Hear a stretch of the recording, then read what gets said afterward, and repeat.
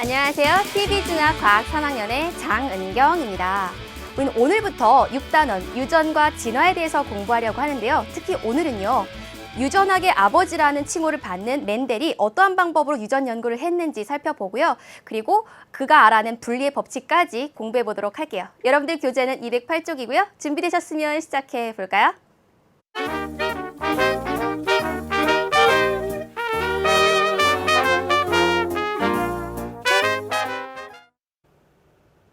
아이는 부모를 똑같이 닮습니다. 그래서 그 똑같은 아이를 봤을 때 판박이를 닮았다 또는 뭐 붕어빵이다라는 이런 표현을 하죠. 그러면 왜 아이는 부모를 닮게 될까요? 부모가 가지고 있는 겉으로 드러나는 그런 특징들을 우리가 형질이라고 하는데요. 부모의 이러한 형질들, 예를 들어 체형이라든지 머리카락 색, 모양, 뭐 등등등 생김새 이러한 특징들이 자손에게 전달되는 이런 현상, 바로 유전이 나타나기 때문입니다. 그러면 왜 유전이란 현상이 나타나나요? 우리가 4단원에서 배웠죠? 그것은 부모가 가지고 있는 유전자가 자손에게 물려지기 때문에 부모에서 나타났었던 형질이 자손에게도 그대로 나타나는 거죠. 그럼 이러한 유전에 대해서 가장 먼저 연구한 사람은 누구일까요? 바로 여기 그림에 나오는 멘델이라는 과학자입니다. 우리는 이제부터 염색체와 유전자라고 하는 그 개념이 발견되기 훨씬 더 그 이전으로 거슬러 올라가려고 합니다. 그래서 유전이라는 현상이 어떻게 연구되었는지 그 시초를 살펴보려고 하는데요. 여기에 있는 이 멘델이라는 과학자는요, 19세기 중엽에 오스트리아에서 있었던 오스트리아의 그 성직자이자 과학자였습니다. 이 과학자는요, 그 수도원 안에서 완두를 키웠어요. 그래서 완두를 한 3만 그루 정도 키웠다고 하는데, 그러면서 그 완두에서 나오는 콩과 그리고 완두의 모양, 색 등등등의 그런 특징들을 조사했다라고 해요. 그래서 8년 동안 그 모은 자료를 가지고 식물 잡종에 대한 연구라는 그런 논문을 발표했다고 합니다. 그런데 아쉽게도 그 논문에 대해서 관심이 있었던 사람도 없을 뿐만 아니라 그 논문을 이해하는 사람조차 없었다고 해요. 그래서 그 위대한 연구는 역사 속에 파묻히게 됩니다. 굉장히 안타까운 현실이죠.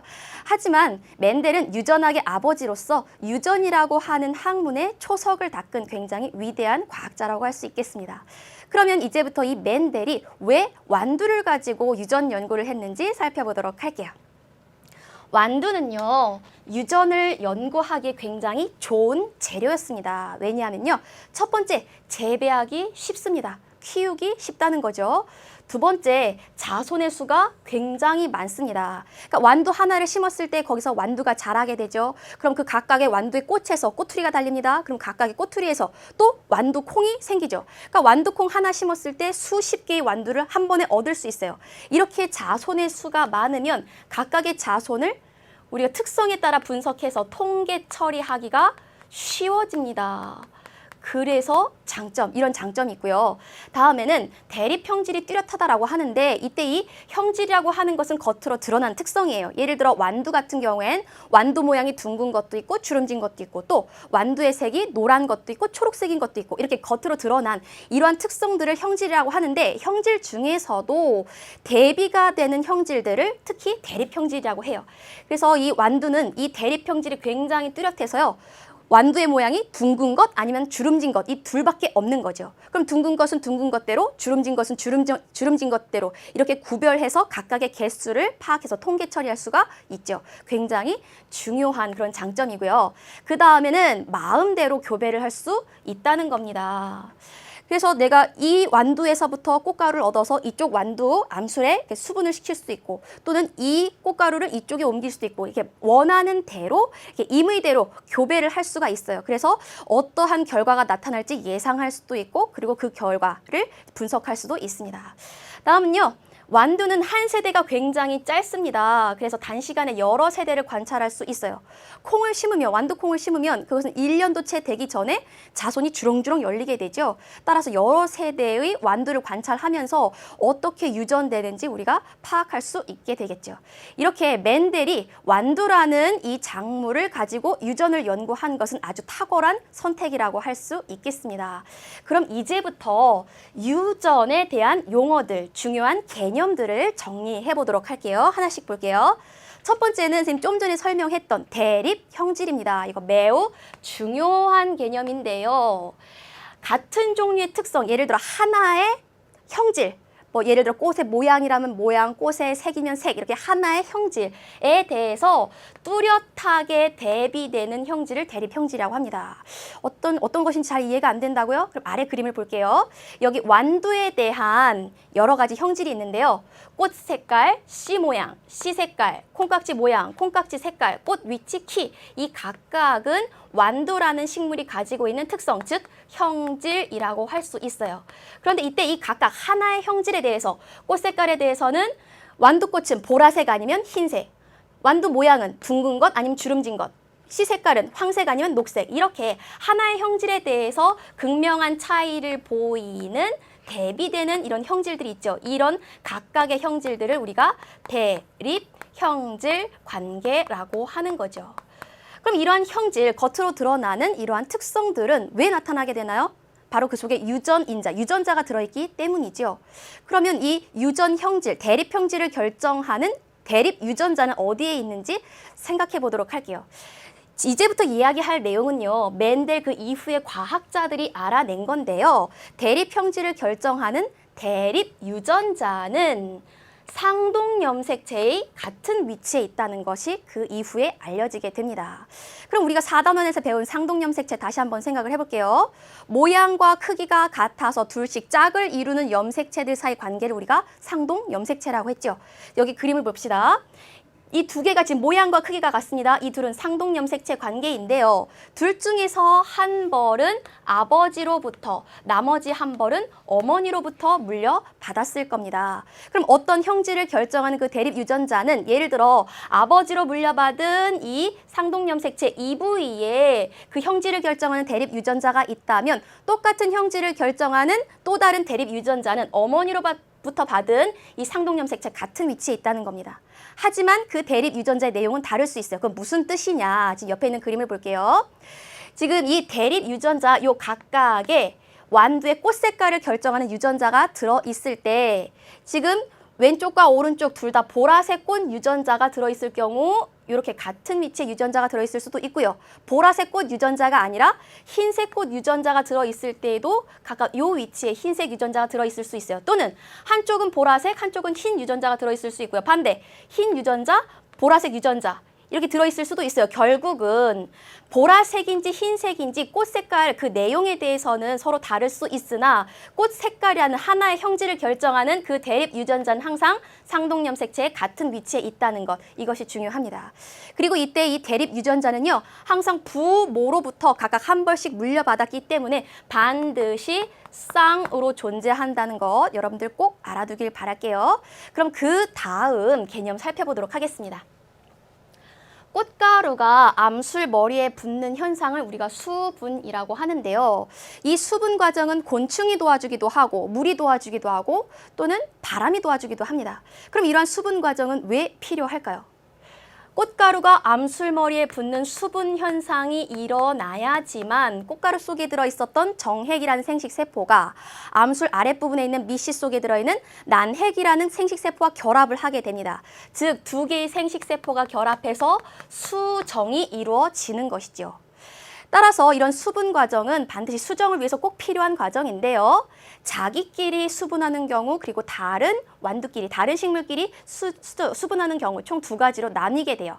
첫 번째, 자신끼리 수분하는 것을 자가수분이라고 하는데요. 그 과정을 볼게요. 자기가 만든 꽃가루를 자기 암술머리에 이렇게 묻히는 겁니다. 이걸 자가수분이라 하고요. 두 번째, 타가수분은요. 우선 자가수분하지 못하도록 암술 주변에 수수를 다 제거합니다. 그리고 나서 다른 꽃에서부터 얻은 꽃가루를 암술머리에 붙입니다. 이렇게 자가수분과 타가수분 이 두 가지 방법을 가지고 멘델이 임의적인 교배를 했어요. 그래서 어떠한 결과가 나왔는지 살펴봤지요. 그 다음 유전 용어를 살펴보도록 할게요. 순종과 잡종이라는 개념인데요. 순종 먼저 보도록 할게요. 순종. 어떠한 한 형질을 나타내는 대립 유전자의 구성이 같은 개체, 이거 무슨 뜻일까요? 대립 유전자라고 하는 것은 항상 쌍으로 존재한다고 했지요. 그럼 쌍으로 존재하는 대립 유전자 중에 어떤 한 형질 하나 정해봅시다. 예를 들어 완두의 모양이라는 형질을 하나 정해볼게요. 그럼 완두의 모양을 결정하는 이제 유전자들이 있을 텐데 부모로부터 각각 둥근 유전자와 둥근 유전자를 모두 물려받은 경우, 그렇게 되는 경우 이 대립 유전자의 구성이 같게 되겠죠. 즉 예를 들어서 부모로부터 모두 둥근 유전자와 둥근 유전자를 물려받은 경우, 또는 부모로부터 각각 주름진 유전자와 주름진 유전자를 물려받은 경우, 이렇게 유전자 구성이 항상 쌍으로 존재하는데 각각이 모두 같은 경우, 이러한 경우에 우리가 순종이라고 합니다. 그래서 이러한 완두를 둥근 순종 완두, 이러한 완두를 주름진 순종 완두라고 불러요. 그럼 이런 순종 완두는 어떻게 만드느냐? 예를 들어서 둥근 순종 완두를 만드는 방법을 아래에서 보도록 할게요. 둥근 완두 하나를 준비합니다. 그리고 나서 이것을 심습니다. 그럼 여기서 완두가 자라게 되겠죠. 그럼 여기서 꽃이 핍니다. 그럼 이 꽃을 계속 자가 수분을 시킵니다. 그럼 자가 수분을 해서 나온 자손들이 있겠죠. 이 중에서 둥근 것만 골라냅니다. 그리고 나서 또다시 심습니다. 그리고 이 과정을 계속 몇 세대를 거쳐서 반복합니다. 그럼 이렇게 해서 나오게 된 둥근 완두는요, 부모로부터 모두 둥근 유전자만 물려받은 순종의 완두가 됩니다. 그럼 순종과 정반대 개념인 잡종 한번 보도록 할게요. 순종은 하나의 형질을 나타내는 대립 유전자의 구성이 같은 개체가 순종이라면 잡종은 이것의 반대입니다. 하나의 형질을 나타내는 대립 유전자의 구성이 서로 다른 개체입니다. 그래서 예를 들어서 부모 중에 한쪽으로부터는 모양 중에 둥근 유전자를 물려받고 다른 한쪽으로부터는 주름진 유전자를 물려받은 경우에, 이러한 경우에 우리는 이 완두를 잡종 완두라고 합니다. 그럼 이러한 경우에는요, 둥근 유전자와 주름진 유전자를 모두 가지고 있지요. 그럼 이 완두는 둥근 모양일까요? 주름진 모양일까요? 아니면 그 중간의 형질을 나타내는 완두일까요? 그것에 대한 내용은 그 다음 장에 있습니다. 다음 장 볼게요. 이제부터 순종끼리 교배해서 잡종을 한번 만들어 봅시다. 지금 아래 그림 먼저 보도록 할게요. 순종의 둥근 완두를 먼저 준비합니다. 그리고 이것을 심습니다. 그럼 심으면 여기서 이제 꽃이 피겠죠. 그럼 여기서 이렇게 꽃이 피면 이 꽃에 주름진 완두, 순종의 주름진 완두의 꽃가루를 묻힙니다. 즉 타가 수분을 시킵니다. 그렇게 되면 자손이 태어나는데 이 자손은 둥근 유전자와 주름진 유전자를 모두 갖게 되는 잡종이 만들어지죠. 그럼 그 과정을 지금 옆에다가 다시 정리를 해볼게요. 둥근 순종 완두는 둥근 유전자만 쌍으로 가지고 있을 겁니다.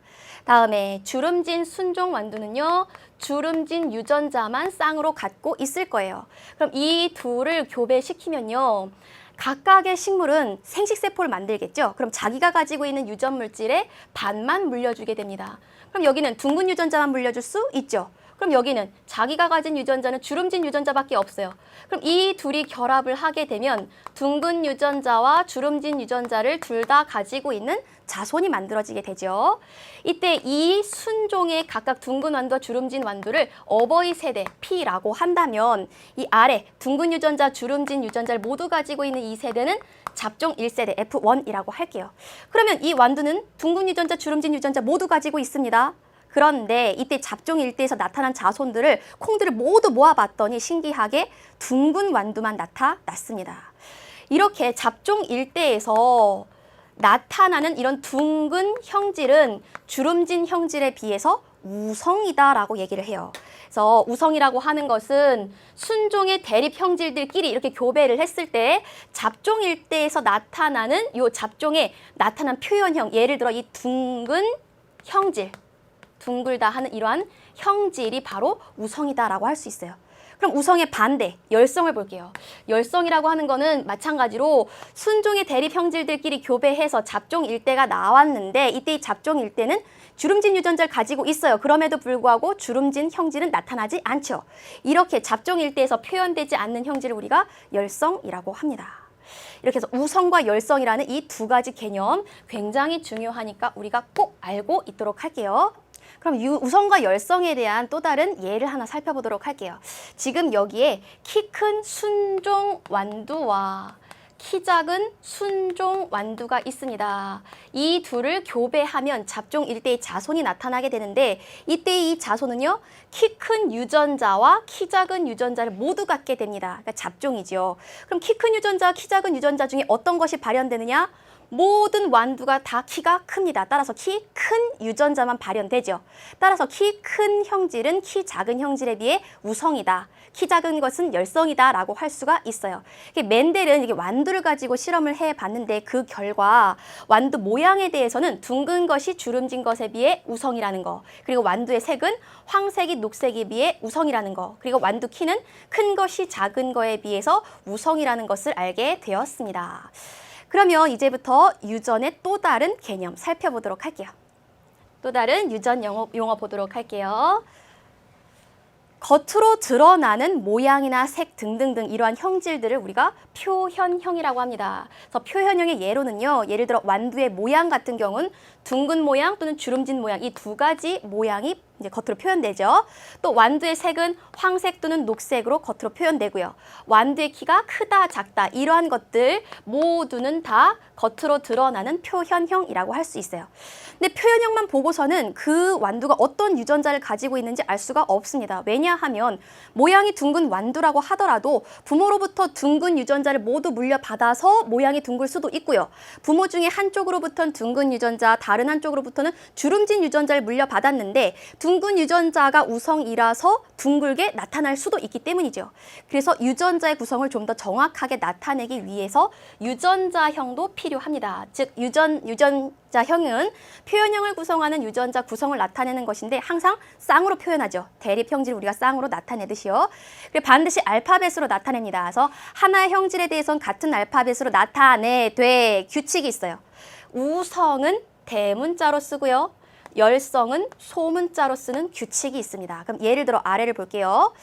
둥근 형질의 유전자, 주름진 형질의 유전자 둘 다 완두의 모양과 관련된 그런 유전자죠. 그럼 둘 다 같은 알파벳을 씁니다. 대신에 우성의 형질을 가진 둥근 형질의 유전자는 대문자, 그럼 열성 형질을 가진 주름진 형질의 유전자는 소문자로 쓰게 됩니다. 그럼 이걸 가지고 아래 빈칸을 한번 채워볼게요.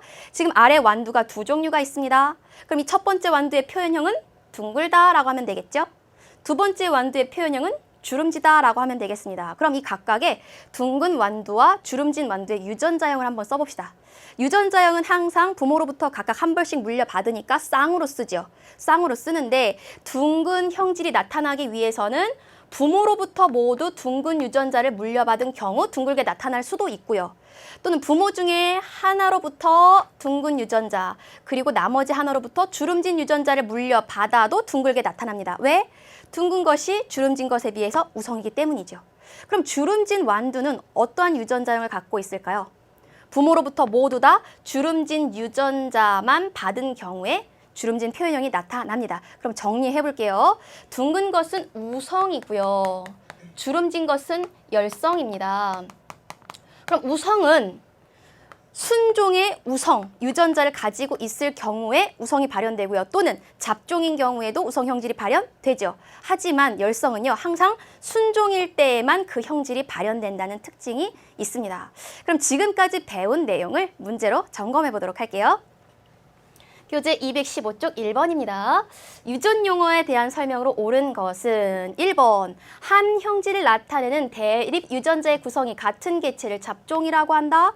예를 들어서 대립 유전자가 둥근 것만 가지고 있는 것 또는 주름진 유전자만 가지고 있는 것, 이렇게 대립 유전자의 구성이 같은 것을 잡종이 아니라 순종이라고 하죠. 1번 틀렸고요. 다음 2번. 대립 형질이 순종인 개체끼리 교배했을 때 잡종일 때에서 나타난 형질을 열성이라고 한다. 예를 들어 대립 형질 순종끼리 교배해 봅시다. 둥근 유전자만 가지고 있는 순종 완두와 주름진 유전자만 가지고 있는 순종 완두, 이 둘을 교배하면요, 가지고 있었던 유전 물질의 반을 받게 되죠. 그럼 이때 이 유전자 구성은 서로 다릅니다. 잡종이라고 할 수 있죠. 이때 이 잡종 형질 중에서 잡종인 경우에 드러나는 형질을 우리가 열성이라 하지 않고 우성이라고 하죠. 그래서 이 부분이 틀렸습니다. 2번 틀렸고요. 3번. 한 꽃이 수술해서 나온 꽃가루를 같은 꽃의 암술머리에 묻히는 것을 타가수분이 아니라 자가수분으로 바꿔야겠죠. 3번도 틀리고요. 다음 4번 볼게요. 유전자형은 알파벳 기호로 나타내지요. 하나의 같은 형질에 대해서는 같은 알파벳으로 나타내죠. 대신 우성 유전자는 대문자, 열성 유전자는 소문자로 표시한다. 그렇죠. 이거 아주 중요한 규칙이죠. 4번 답이고요. 5번 완두씨의 모양이 둥글다, 주름지다와 같이 겉으로 드러나는 형질을 뭐라고 한다? 표현형이라고 합니다. 그래서 5번 틀리고요. 따라서 답은 4번이 되겠습니다. 그럼 그 다음 문제 풀어보도록 할게요. 완두가 유전 실험 재료로 적합한 특징이 아닌 이유는 1번 완두는 한 세대가 굉장히 짧습니다. 그래서 여러 세대를 관찰할 수 있죠. 그래서 어떻게 유전되는지 확인할 수 있고요. 두 번째, 대립 형질이 굉장히 뚜렷합니다. 완두 모양에 대해서는 둥근 것 아니면 주름진 것 이렇게 극명한 차이를 보이게 되죠. 대립 형질이 뚜렷하고요. 세 번째, 자가 수분이 일어나죠. 자가 수분뿐만 아니라 타가 수분도 일어납니다. 그래서 임의적으로 교배를 할 수가 있지요. 3번이 틀리고요. 다음 4번, 한 포기에 많은 열매를 맺는 그렇죠. 자손의 수가 많기 때문에 통계 처리하기 유리합니다. 다음 5번, 생장 속도가 굉장히 빠르며 재배하기 쉽다는 장점이 있습니다. 따라서 틀린 것은 3번이 되겠군요. 그럼 그 다음 문제 보도록 할게요. 215쪽 4번입니다. 순종의 키가 큰 완두와 순종인 키가 작은 완두를 교배를 했대요. 그랬더니 잡종 일대에서 모두 키가 큰 완두만 나타났다고 합니다. 그렇다면 완두의 키에 대한 대립 형질 중 어떤 것이 우성인지 쓰시오. 그럼 완두 키에 대한 대립 형질을 모두 써봅시다. 키가 큰 것과 작은 것이 있네요. 그러니까 큰 키, 작은 키, 이것이 대립 형질입니다. 근데 순종의 키 큰 완두와 순종의 키 작은 완두가 교배했대요. 그렇다면 이쪽에서는 키 큰 유전자를 물려받고 이쪽에서는 키 작은 유전자를 물려받죠. 그럼 키 큰 유전자와 키 작은 유전자를 둘 다 가지고 있는 잡종이 되는데 이때 이 잡종은 우성의 형질만 나타납니다. 우성의 형질이 뭐였나요? 키 큰 완두만 나타났죠. 따라서 큰 키가 작은 키에 비해 우성이라고 할 수가 있겠습니다. 우성은 큰 키가 되겠습니다. 그럼 그 다음 문제 풀어보도록 할게요. 215쪽 5번입니다. 다음과 같은 유전자형을 가진 개체가 만들 수 있는 생식세포의 종류를 모두 옳게 나열한 것은 이라고 되어 있어요. 그러면 어떤 개체가 갖는 유전자형을 쭉 보도록 할게요. 다 짝수죠. 짝수. 부모로부터 한 벌씩 물려받았기 때문에 항상 유전자형은 대립 유전자형의 쌍으로 존재를 합니다. 그런데 이러한 개체가 생식세포를 만들 때는요. 자기가 가지고 있는 유전물질의 반을 물려주죠. 그럼 1번부터 볼게요. 1번은 지금 이제 완두 같은 경우에 이것은 뭐 둥근 또는 주름진 완두의 모양을 나타내는 그런 유전자형이라고 이제 가정을 해볼게요. 그러면 완두의 모양 중에 우성 유전자와 열성 유전자가 있는데 그럼 이 개체가 생식세포를 만들 때는 자기가 가지고 있는 유전물질의 반을 물려주니까 우성 유전자를 물려줄 수도 있고 열성 유전자를 물려줄 수도 있죠. 따라서 경우의 수가 두 가지입니다. 근데 지금 여기 한 가지로만 잘못 표현되어 있죠. 1번 틀리고요. 다음 2번. 2번은 뭐 예를 들어 완두의 색과 관련된 그런 유전자형이라고 한번 해볼게요. 둘 다 완두의 색이 우성인 유전자만 가지고 있어요. 그럼 자기가 가지고 있는 유전물질의 반을 물려주는데 물려줄 수 있는 것은 우성 유전자 하나밖에 없죠. 근데 여기 가지고 있지도 않은 열성 유전자를 물려줄 수 있다고 잘못 표현되어 있군요. 따라서 2번 틀립니다. 다음 3번. 굉장히 복잡해 보이는데 복잡할 필요 하나도 없어요. 지금 여기 형질이 두 가지가 있는 거예요. 예를 들어 모양에 대한 형질, 색에 대한 형질, 총 두 가지 형질이 있는 거예요. 그럼 이것이 자손에게 물려질 때는요. 각각의 형질들에 대해서 반반씩 물려주게 됩니다. 그럼 예를 들어 이 모양에 대한 형질이라면 가지고 있는 게 우성 유전자밖에 없죠. 따라서 물려줄 수 있는 건 우성 유전자. 반만 물려주게 되고요. 색에 대한 유전자라고 한다면 이 중에서 우성 유전자를 물려줄 수도 있고 열성 유전자를 물려줄 수도 있습니다. 그럼 이렇게 결합하게 되면 이런 생식세포, 이렇게 결합하면 이러한 생식세포. 3번이 정답이 되겠네요. 다음 4번 볼게요. 4번도 서로 다른 형질, 두 가지 형질이 지금 섞여 있어요. 그럼 각각의 형질에 대해서 자기가 가지고 있는 유전물질의 반을 물려줍니다. 그러면 이 형질에 대해서는 우성 유전자 또는 열성 유전자를 물려줄 수도 있고 이 형질에 대해서는 우성 유전자, 열성 유전자를 물려줄 수 있습니다. 그럼 만들어질 수 있는 생식세포의 종류는 총 4가지가 되겠죠. 우성들끼리 결합한, 그리고 우성, 열성인 것, 열성, 우성이 없군요. 요것, 그리고 열성, 열성들끼리 결합한 이러한 생식세포 총 4종류를 만들 수 있습니다. 따라서 4번 틀리고요. 다음 5번. 이번에도 두 가지 형질이 섞여 있군요. 이때 이 완두 모양에 대해서는 열성의 형질만 물려줄 수 있고요. 다음 색이라고 한다면 이것은 우성 유전자, 열성 유전자 둘 중에 하나를 물려줄 수 있습니다. 따라서 경우의 수는 두 가지예요. 각각이 이것은 열성, 이것은 우성인 경우, 그리고 각각 열성인 경우, 이게 두 가지가 되는데 지금 여기에는 두 형질 중에 하나의 형질만 모조리 유전된다라고 잘못 표현되어 있어요. 따라서 정답은 3번이 되겠습니다. 그럼 그 다음 챕터로 넘어가 볼게요.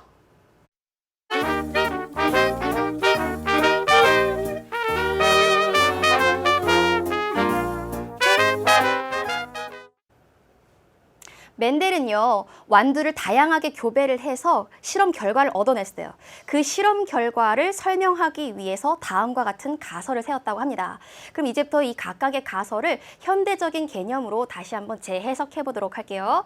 첫 번째 멘델이 세운 가설을 보면요, 형질은 한 쌍의 유전인자에 의해 결정이 되는데 이 유전인자는 부모에게서 각각 하나씩 물려받은 것이다 라고 되어 있어요. 그 유전자나 염색체라는 개념을 전혀 몰랐던 시절에 이 멘델은 지금 우리가 알고 있는 그런 유전의 현상을 정확하게 이해하고 있었다라는 걸 알 수 있죠.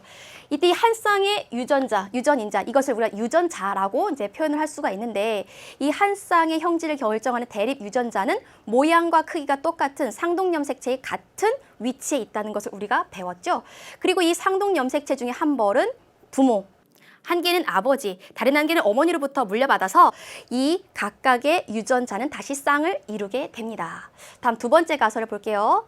한 쌍의 유전인자는 생식세포를 형성할 때 분리되어 각각의 생식세포로 나누어 들어가고 그런 다음에 각각의 생식세포는 다시 결합해서 자손에게 전달되어 다시 쌍을 이룬다라고 되어 있어요. 이것을 우리가 알고 있는 개념으로 재해석하면요, 한 쌍의 유전인자, 그러니까 각각의 그 유전인자가 들어있었던 상동염색체가 생식세포 분열을 거치고 나면 그 염색체가 서로 분리가 되죠. 분리가 되어서 각각의 생식세포로 들어갑니다. 그런 다음에 이런 생식세포들이 다시 결합을 하게 되면 상동염색체가 짝을 이루게 되죠. 쌍을 이루게 되죠. 이 두 번째 가설은요, 우리가 이제부터 배울 분리의 법칙과 굉장히 밀접한 관련이 있는 중요한 가설입니다. 꼭 알아두시고요. 다음 세 번째 가설 보겠습니다. 특정한 형질에 대한 한 쌍의 유전인자가 서로 다르면 그 중에 하나는 표현되고 다른 하나는 표현되지 않는다. 이때 표현되는 것을 우리가 우성이라고 하고요. 표현되지 않는 것은 열성이라고 했지요. 그럼 이러한 가설을 가지고 그 다음 본격적으로 분리의 법칙에 대한 이야기를 해보도록 할게요. 그림을 먼저 보도록 할게요. 지금 어버이 세대의 두 완두가 있습니다. 이 두 완두 중에서 왼쪽 완두는요, 순종의 둥근 완두예요. 그렇다면 이것을 유전자형으로 쓴다면 둥근 유전자만 가지고 있는 완두가 되겠죠. 다음 오른쪽에 있는 완두는요, 순종의 주름진 완두예요. 그렇다면 이 완두는 주름진 유전자만 가지고 있겠군요. 그럼 이 둘을 타가 수분을 시킵니다. 그럼 각각이 만든 생식 세포들이 결합을 하게 되는데 가지고 있었던 유전 물질의 반을 물려주게 되죠. 그렇죠? 각각의 그 유전 인자들이 분리가 되어서 그중에 하나씩만 물려주게 됩니다. 그럼 이때 이 둘이 결합해서 만들어진 이 자손을 잡종 일대라고 하는데 이 잡종 일대의 유전자형은 이쪽으로부터 둥근 유전자, 이쪽으로부터 주름진 유전자를 물려받음으로 잡종이 이런 형태가 되겠죠. 그런데 이때 이 완두는요, 둥근 유전자와 주름진 유전자를 모두 가지고 있습니다. 이러한 경우에 잡종 일대에서는 우성만 발현되게 되죠. 즉, 잡종 일대에서 모두 둥근 완두만 나타나게 됩니다. 그렇다면 이 속에는 주름진 유전자도 분명히 있을 텐데 왜 둥근 형질만 나타나게 되는 걸까요? 주름진 유전자가 없어져서 그럴까요? 아니면 주름진 유전자가 숨었기 때문일까요? 멘델도 그러한 과정이 왜 일어나는지 너무 궁금했어요. 그래서 멘델은 한 단계 더 나아갑니다. 어떻게? 이 잡종의 둥근 완두를 자가 수분시킵니다. 자가 수분시킨다는 것은 자기끼리 교배를 한다는 것이죠. 그럼 이제는 이 각각에서 생식세포를 만들게 될 거예요. 생식세포를 만들 때 각각이 가진 유전, 인자들이 분리가 되어서 하나씩 들어갑니다. 그렇게 해서 자손이 만들어졌더니 이때 만들어진 자손을 잡종 2대라고 할게요. 이때 잡종 2대에서 나타난 자손을 보면요. 둥근 완두뿐만 아니라 주름진 완두도 나타나는 것을 알 수가 있습니다. 이때 이 둥근 완두가 3개 만들어질 때요. 주름진 완두는 하나가 만들어지는 이렇게 3대1의 일정한 비율로 만들어진다는 걸 멘델이 알아냈어요. 그럼 이게 왜 중요하냐? 둥근 잡종 완두끼리 교배를 했더니 둥글지 않은 열성 형질이 발현되는 이런 주름진 완두가 만들어졌다 하는 거죠. 열성이 발현되는 자손이 만들어졌다 하는 것이죠. 그럼 이제부터 이 과정을 다시 유전자형으로 좀 정리를 해볼게요. 둥근 순종 완두는 둥근 유전자만 가지고 있습니다. 그리고 주름진 순종 완두는 주름진 유전자만 가지고 있죠. 이 각각을 어버이 세대라고 할게요. 그러면 자신이 가지고 있는 유전 물질 중에 반을 물려주게 됩니다. 유전인자가 분리가 되죠. 그럼 둥근 완두는 둥근 유전자, 주름진 완두는 주름진 유전자만 물려줄 수가 있어요. 그럼 이때 만들어진 생식세포의 종류는 각각 한 가지씩이니까 만들어질 수 있는 자손도 한 종류밖에 없습니다. 이때 둥근 완두는요. 둥근 유전자, 주름진 유전자를 모두 가지고 있는 잡종인데요. 이때 이 완두는 둥근 형질만 나타나게 되죠. 왜? 둥근 유전자가 주름진 유전자보다 우성이기 때문이죠. 그런데 이런 둥근 완두를 자기끼리 교배를 시켰습니다. 그래서 둥근 완두 암술에서도 생식세포를 만들고 수술에서도 생식세포를 만들 텐데 각각의 생식세포를 만들 때 가지고 있었던 유전 물질들이 또 분리가 되죠.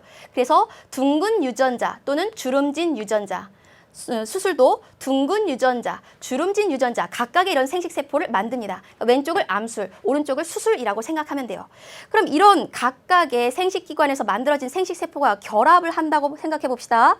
둥근 유전자들끼리 만나면 둥근 유전자만 있는 순종 완두가 될 거고요. 이쪽으로부터 주름진 유전자, 이쪽으로부터 둥근 유전자 물려받은 잡종이 될 거고요. 이쪽으로부터 둥근, 이쪽으로부터 주름진 유전자 물려받으면 잡종. 양쪽으로부터 주름진 유전자를 물려받으면 순종의 주름진 완두가 될 겁니다. 그럼 여기에서 유전자형을 정리해 보도록 할게요. 유전자형은 총 몇 가지가 있나요? 지금 이 결과에서 보면 둥근 순종 완두, 그리고 잡종 완두, 그리고 주름진 순종 완두 총 3가지 경우가 있죠. 각각 몇 대 몇 대 몇? 이거 하나 만들어질 때 잡종은 2개 만들어지고 열성 순종 하나, 1대 2대 1의 비율로 나타납니다. 그럼 표현형을 한번 생각을 해볼게요. 둥근 유전자만 가지고 있다면 당연히 둥글겠죠. 둥근 유전자와 주름진 유전자를 동시에 가지고 있다면 우성형질인 둥근 표현형이 나타날 거고요. 주름진 유전자만 가지고 있다면 주름진 형태로 나타날 겁니다. 따라서 둥근 것 대 주름진 것이 3대 1의 비율로 계속 반복 실험을 해도 이렇게 규칙적인 이런 비율로 분리된다는 걸 알게 되었어요. 그럼 이러한 현상은 도대체 왜 일어나느냐? 한 쌍의 대립 유전자가 생식세포를 만들 때 이것이 분리되어서 각각의 생식세포로 들어가기 때문입니다. 그리고 이러한 생식세포들이 다시 결합해서 한 쌍의 유전자 쌍을 이루기 때문이죠. 이러한 법칙을 바로 우리는 분리의 법칙이라고 하고요. 잡종 2대에서 우성대 열성이 항상 3대 1의 규칙적인 비율로 나타난다는 것을 알 수가 있습니다. 그러면 이 완두 모양에 대해서만 살펴봤는데요. 다른 형질에 대해서는 분리의 비가 성립하지 않을까요? 그 다음 그림 볼게요. 멘델이 대립 형질 사이의 관계를 알아보기 위해서 이렇게 교배한 결과입니다.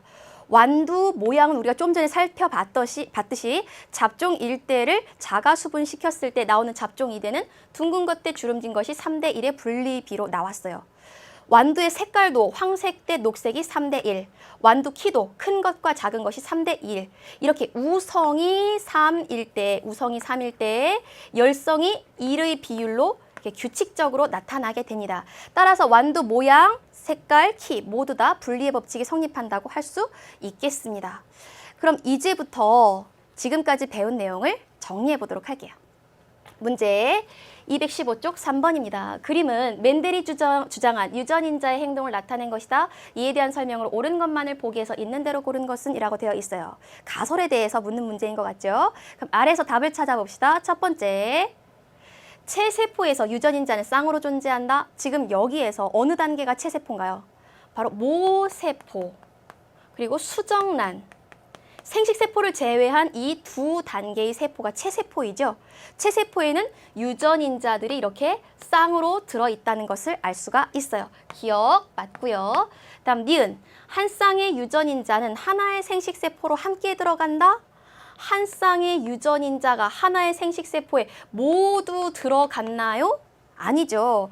가지고 있는 유전인자 중에 반만 들어갔죠. 각각의 유전인자가 분리되어서 따로따로 들어갔죠. 따라서 니은 틀렸습니다. 다음 디귿, 유전인자는 수정에 의해 쌍을 이룬다. 생식세포들이 결합을 해서 수정란이 되는 과정을 우리가 수정이라고 하죠. 수정에 의해서 다시 유전인자는 쌍으로 존재하게 됩니다. 따라서 답은 기역과 디귿이 되겠습니다. 그럼 그 다음 문제 풀어보도록 할게요. 216쪽 6번입니다. 표는 완두의 씨 모양 형질의 특징을 특징 가와 완두 P에서 유전자의 위치 나를 염색체에 나타낸 것이다. 이에 대한 설명으로 옳은 것만을 보기에서 있는 대로 고르시오 라고 했어요. 그럼 아래에서 바로 답을 찾아보도록 할게요. 첫 번째, 완두 C 모양의 표현형은 세 가지다. 이건 어디서 알 수 있을까요? 가를 볼게요.